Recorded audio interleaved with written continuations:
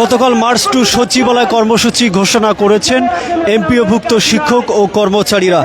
এর আগে রোববার প্রেস ক্লাবের সামনে তারা 20% বাড়ি ভাড়া এবং একই সাথে মূল বেতনের সাথে চিকিৎসা ভাতা বৃদ্ধি এবং 75% উৎসব ভাতা প্রদানের নিমিত্তে তারা মাঠে নামে। সেই প্রেস ক্লাব থেকে পুলিশ এবং শিক্ষক কর্মচারীদের মধ্যে একটা কিন্তু ধাওয়া পাল্টা ধাওয়া শুরু হয়।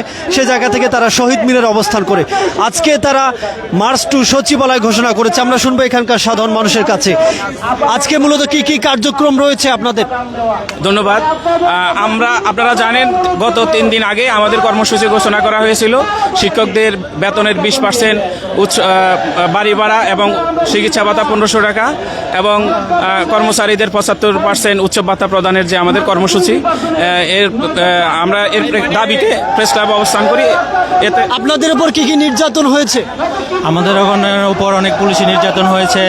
আমরা যখন আন্দোলনের জন্য যাই, যখন প্রেস ক্লাবে আমাদের উপর পুলিশ অনেক লাঠিপিটা করেছে, অনেকভাবে আক্রান্ত করেছে। আমরা এর বিরুদ্ধে এই যে শিক্ষকদেরকে লাঞ্ছিত হতে হচ্ছে, এই বিষয়টা কিভাবে দেখছেন আপনি নিজে? আমরা এই বিষয়ে তীব্র নিন্দা জানাচ্ছি এবং ঘৃণা জানাচ্ছি, কারণ শিক্ষকদেরকে আজকে আমরা যারা রাস্তায় নেমেছি সরকারের ওয়াদা মতো আমাদেরকে যদি এই দাবি সরকার আদায় করে নিত তাহলে আজকে আমরা রাস্তায় নামতাম না। আপনি অবশ্যই জানেন যে এর আগে আমরা 2 মাস আগে প্রেস ক্লাবের সামনে আমরা এসেছিলাম, তখন সরকারের পক্ষ থেকে বলা হয়েছে যে আপনারা এলাকায় চলে যান, আমরা এই দাবি বাস্তবায়ন করব। কিন্তু যখন আমরা দেখলাম সেটা বাস্তবায়ন না করে 500 টাকার একটি পরিপত্র জারি করে শিক্ষকদের সাথে তামসা শুরু করেছে, তখনই আমরা এই রাজপথে নেমেছি। আমরা ঘৃণা জানাই শিক্ষকদের সাথে এই আচরণ করে। আমরা বিশ্বাস করি সরকার অবশ্যই আজকে দিন 12টার ভিতরে আমাদের এই দাবি মেনে কি কি চাচ্ছেন?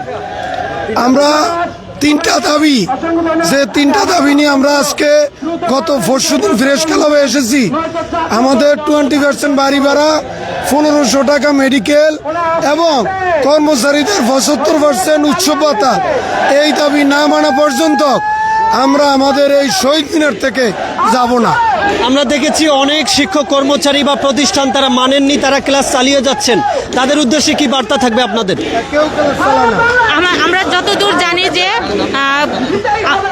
প্রায় 95%-এর উপর 100% প্রতিষ্ঠানে ক্লাস কার্যক্রম থেকে বিরত রাখছে। কেউ যদি চালিয়ে থাকে তাদের প্রতি আমরা তীব্র ঘৃণা জানাচ্ছি, ধিক্কার জানাচ্ছি এই ন্যাকার জন্য কাজ করার জন্য। কোত্থেকে এসছেন?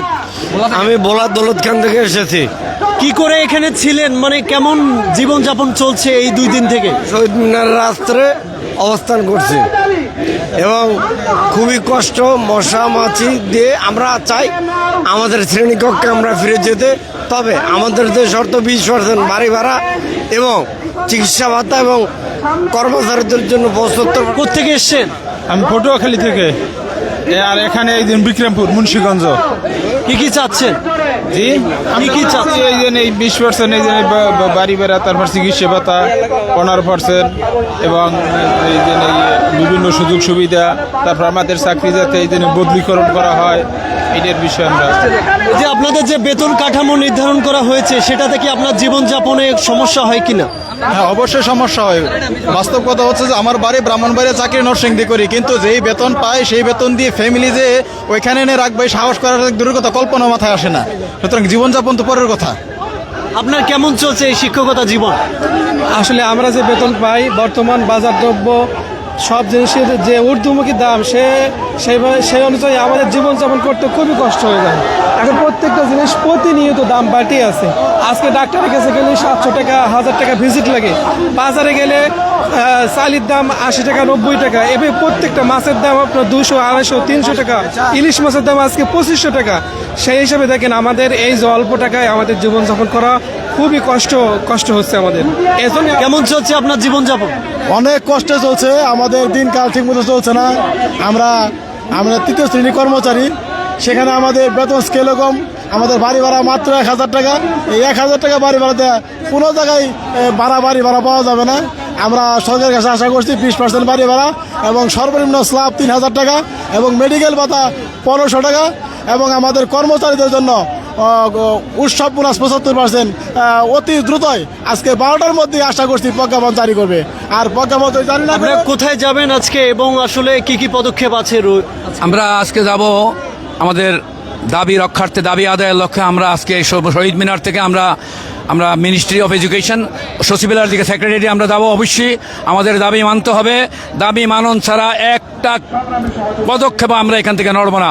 যতক্ষণ পর্যন্ত আমাদের দাবি আদায় না হয় ততক্ষণ পর্যন্ত আমরা আন্দোলন চালিয়ে দিব।